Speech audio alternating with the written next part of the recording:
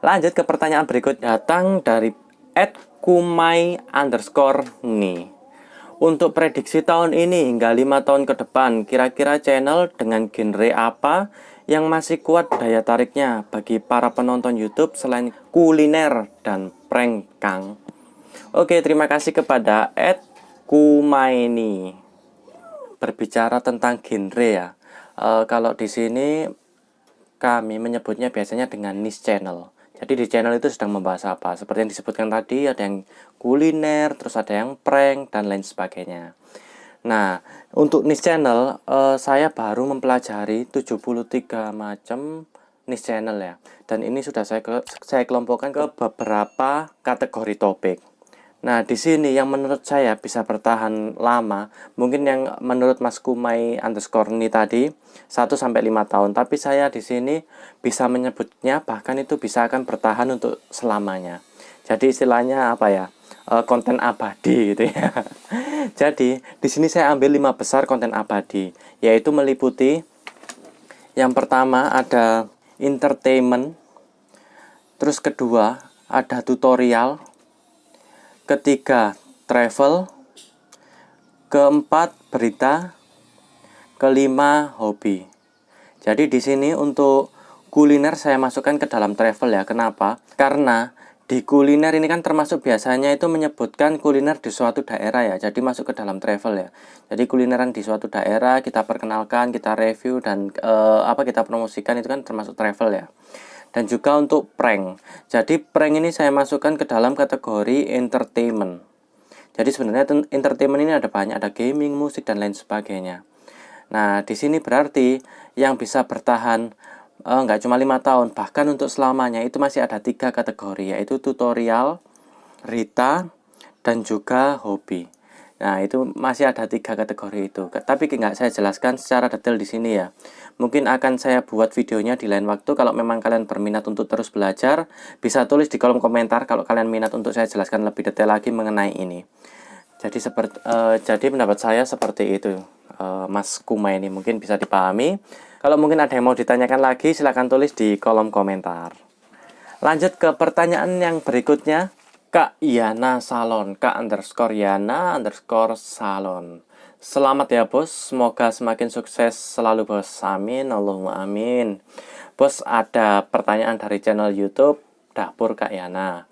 Minta tipsnya dong agar channel tutorial memasak seperti Dapur Kak Yana bisa berkembang. Jawab ya bos, terima kasih banyak. Oke, jadi untuk tutorial memasak ya. Jadi kalau memasak seperti yang saya observasi, yang saya pelajari, tutorial memasak kalau ingin maju dan berkembang, banyak penontonnya lah istilahnya, banyak viewernya. Itu yang pertama, Jess. Kalian di tutorial memasak harus menjadi viral hunter. Jadi apa viral hunter itu? Jadi kalian berburu sesuatu yang viral, baik itu menu-menu kuliner ya. Kalau tutorial memasak kan pasti menu kuliner. Kalian cari apa yang lagi viral, itu kalian buat tutorial memasaknya. Itu pasti banyak dikejar orang gitu loh. Yang kedua untuk tutorial memasak.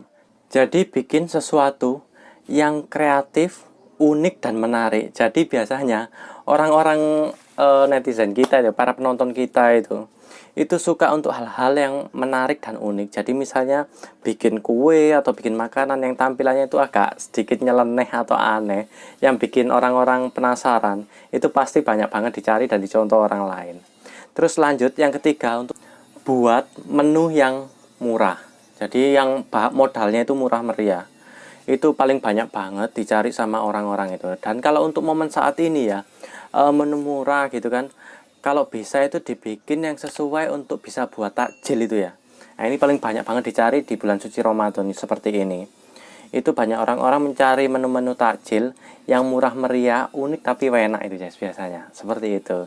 Jadi yang keempat, lanjut untuk tutorial memasak. Itu bikin yang berupa ide bisnis atau usaha kuliner. Wah, itu paling banyak dicari sama orang itu guys. Jadi sampean buat menu ide bisnis atau ide kuliner yang intinya dengan modal kecil tapi untungnya banyak. Itu untuk tutorial memasak, wah benar-benar recommended banget itu guys.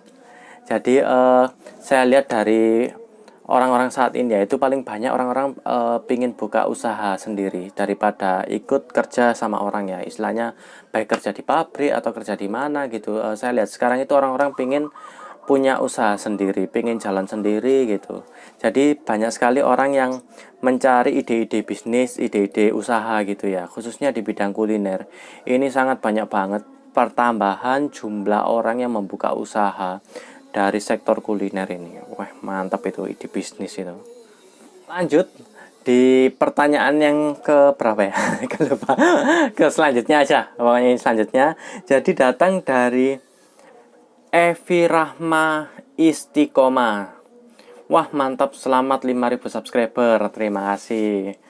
Masya Allah, semoga nular, amin. Amin Allahumma amin.